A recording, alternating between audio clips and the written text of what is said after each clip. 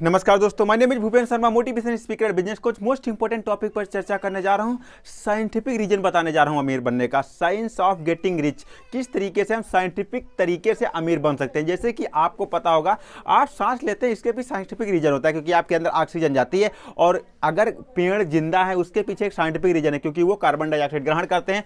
अगर आप खाना खाते हैं, इसके भी पीछे एक साइंटिफिक रीजन है, क्योंकि आपके अंदर कुछ विटामिन मिनरल्स जाते हैं, जिसकी वजह से आपकी बॉडी हमेशा तरोताजा रहती है। अगर एक आदमी बीमार होता है तो उसके भी एक साइंटिफिक रीजन की वजह से बीमार होता है कि किस वजह से, और उसका इलाज भी साइंटिफिक तरीके से होता है, तब जाकर के वो ठीक होता है। तो अमीर बनने के लिए आपको गधों की तरीके से मेहनत करने की आवश्यकता नहीं है। आप एक साइंटिफिक रीजन अगर आप जान जाते हैं तो 100% आप अमीर बन सकते हैं, बिना कम से कम मेहनत में, कम से कम टाइम में।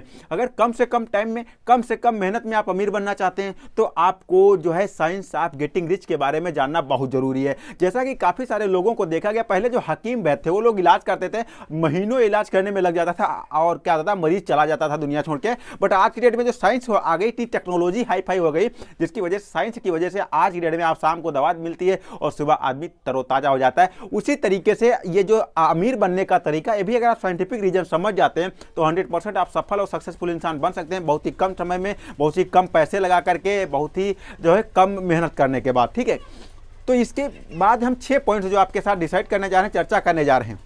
तो सबसे मैं समझता हूँ वैल्यू ऑफ 6 पॉइंट्स। तो इसकी वैल्यू जो है प्रेजेंट टाइम में बहुत ही लाजवाब है। इसके एक सर्वे में पाया गया, एक कॉलेज में सर्वे किया गया और वहां पर यह पाया गया प्रेजेंट टाइम में कौन कौन से लोगों में 6 पॉइंट्स अवेलेबल हैं। तो देखा गया कुछ परसेंट ऐसे थे जिनके अंदर 6 पॉइंट्स अवेलेबल थे। वो क्या हो, वो बाद में कुछ समय बाद जाने के बाद वो अमीर बन गए। बट जिसके अंदर 6 पॉइंट्स अवेलेबल नहीं थे, साइंस ऑफ गेटिंग रिच के 6 पॉइंट अवेलेबल नहीं थे, वो अमीर होने के बावजूद, कुछ बच्चे ऐसे थे जो अमीर थे, उनके पेरेंट्स अमीर थे, बट बाद में वो गरीब हो गए। किस लिए गरीब हो गए? क्योंकि उनके पास 6 पॉइंट्स अवेलेबल नहीं थे। और एक चीज और, तो इंडिया में प्रेजेंट टाइम में टॉप रिचेस्ट लोग हैं या वर्ल्ड में टॉप रिचेस्ट लोग हैं, उनके अंदर भी 6 पॉइंट्स बहुत अच्छी तरीके से पाए जाते हैं। तो अगर आप पूरा वीडियो अंत तक देखेंगे तो आपको पता चल जाएगा कि हाँ, वास्तव में प्रेजेंट में जो लोग हैं उनके अंदर 6 पॉइंट्स पाए जाते हैं या नहीं पाए जाते हैं, तो आपको पता चल जाएगा। यानी ये वीडियो सही है या झूठ है, ये भी पता चल जाएगा।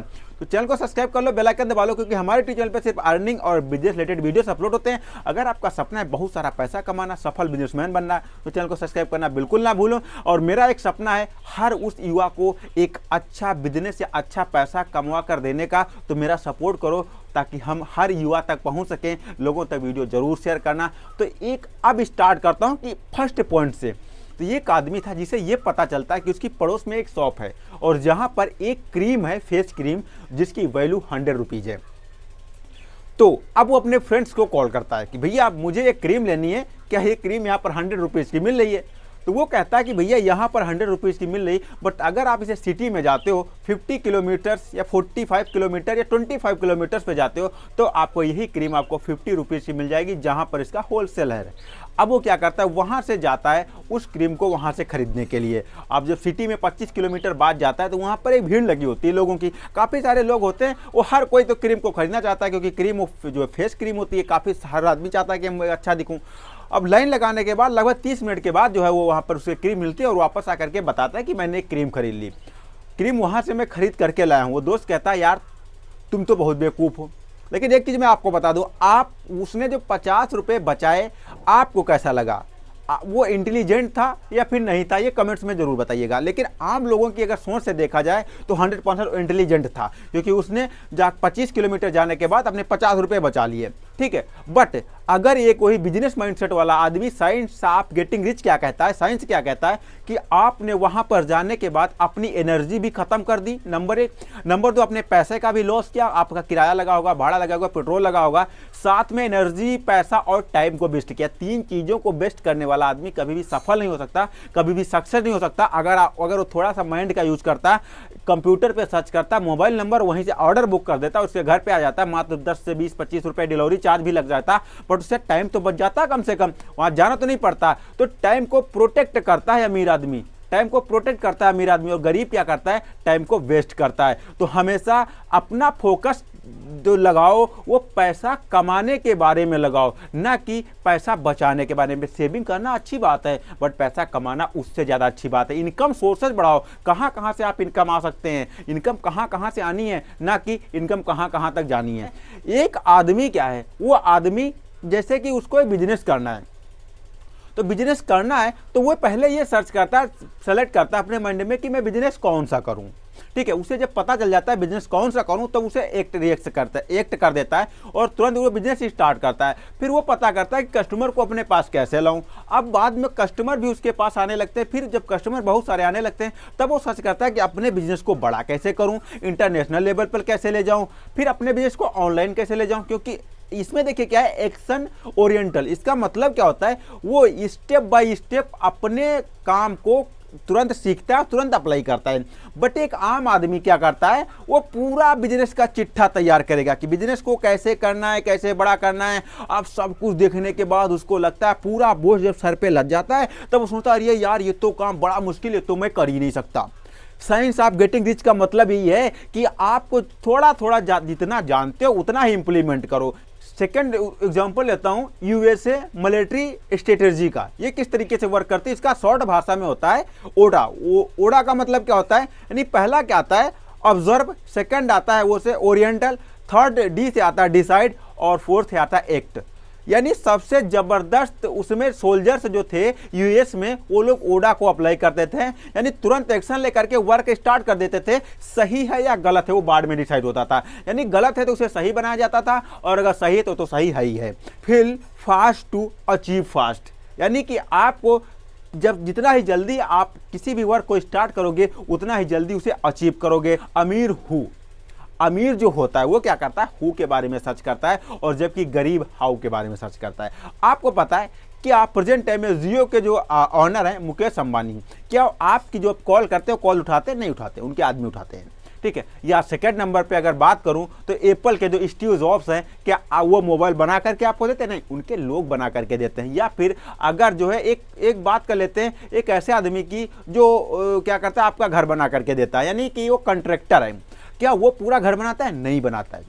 हु यानी वो कौन से लोगों से वर्क करवाता है। एक अमीर आदमी क्या करता है, वो वैसे काम करने वालों लोगों को अपने पास हायर करता है, और जबकि गरीब आदमी क्या करता है, खुद से वर्क करता है। अब बहुत सारी जानकारी तो एक्वायर करता है, लेकिन अब वो फंस जाता है, यार मैं तो काम कर ही नहीं सकता, मेरे तो बस की बात नहीं है, मैं इसे कैसे करूंगा, मुझे तो आता नहीं है। और जबकि एक अमीर आदमी क्या करता है, उससे रिलेटेड काफी सारे लोगों को अपने पास लाता है और उससे वर्क करवाता है। एक कॉन्ट्रैक्टर की अगर बात की जाए तो उसके पास प्लम्बर का नंबर होगा, उसके पास जो है इलेक्ट्रीशियन का नंबर होगा, उसके पास बिल्डर का नंबर होगा, उसके पास टाइल्स लगाने वाला का नंबर होगा, मतलब उसके पास हर किसी आदमी का नंबर होता है और सबके पास कॉल करता है, भैया यहाँ काम है आ जाओ। सब कोई काम करता है, सबसे काम करवाता है, सबको उसका जो है पर डे टाइम के अनुसार पैसा देता है, वो चले जाते हैं, उसको अमीर बन जाता है। थिंकिंग करेक्टर क्या होता है, देखिए डोनाल्ड ट्रंप बहुत ही गरीब हो गए थे कुछ समय पहले। गरीब का मतलब ये नहीं भीख नहीं मांगने लगे थे, लेकिन उनके पास इतना सारा कर्जा आ गया था जो बहुत परेशान थे। तो एक बार वो रोड के किनारे से जा रहे थे, देखे कि भिखारी बैठा हुआ है और वो भीख मांग रहा है। तो डोनाल्ड ट्रंप ने सोचा कि यार मुझसे अच्छा तो ये है कि कम से कम इसके ऊपर कर्जा तो नहीं है और ये गरीब है, बट मेरे ऊपर तो यार कर्जा है, यानी मैं तो इतना गरीब हूं कि इसके ऊपर, ये तो अमीर है क्योंकि इसके ऊपर कर्जा नहीं है, और मैं तो इससे भी गया गुजरा हूं क्योंकि मेरे ऊपर कर्जा है और मैं भीख भी नहीं मांग सकता। जब ये उन्होंने सोचा तब इनके एक दिमाग में क्रिएटिव थिंकिंग आई। वो क्या आया, माइंडसेट, एक्स्ट्राऑर्डिनरी माइंडसेट। ये था एक्स्ट्राऑर्डिनरी माइंडसेट, और इनके एक्स्ट्राऑर्डिनरी माइंडसेट ने इनको जो है माइनस से प्लस में ला करके खड़ा कर दिया और यूएस का प्रेसिडेंट भी बना दिया। डोनाल्ड ट्रंप के बारे में तो सभी लोग जानते हैं, काम अमीर नहीं बनाता, आपका माइंडसेट थिंकिंग अमीर बनाती है। आपका काम कभी भी अमीर नहीं बना सकता, काम तो एक फावड़ा चलाने वाला भी करता है और सबसे ज्यादा मेहनत करता है, सबसे ज्यादा पसीना बहाता है, लेकिन कभी अमीर नहीं बनता। और अमीर अगर आपको कोई बनाता है तो आपका माइंडसेट ही बनाता है। नेक्स्ट नंबर पे 5 नंबर पे आता है ऑब्सेसिव। ऑब्सेसिव का मतलब क्या आता है, जुनूनी। अगर वही बात करूं सेम वाल्टर की, वॉलमार्ट के सीईओ जो थे, ऑनर थे, वो क्या करते थे, किसी भी मार्ट में जब वो अपने कंपटीटर के मार्ट में जाते थे तो वहां जाने के बाद वो बैठ करके देखते थे कि दो प्रोडक्टों के बीच में आपस में स्पेस क्या है। अगर वहां पर म्यूजिक बज रहा है तो कौन सा म्यूजिक बज रहा है, कौन सा सामान किस वे में लगाया गया है, मतलब वो छोटी सी छोटी जानकारी को कलेक्ट करते थे। अगर उनका विजिटिंग कार्ड है तो कैसा कार्ड है, उसमें क्या लिखा गया है जिससे कस्टमर अट्रैक्ट हो रहा है, मतलब वो कभी काफ़ी सारी छोटी से छोटी इन्फॉर्मेशन को कलेक्ट करते थे और कलेक्ट करके जो है उससे अप्लाई करते थे अपने बिजनेस में, जिसकी वजह से कुछ ही समय में आज के दिन में दुनिया की टॉप रिचेस्ट फैमिली में से एक है जो है Walmart. Competitive thinking to creative thinking. देखिए कॉम्पिटिटिव थिंकिंग क्या है? कॉम्पिटिटिव थिंकिंग है कि आप एक टैक्सी खरीदो और उसे मार्केट में डाल दो, वहां से 1500 पर डे आते लेंगे।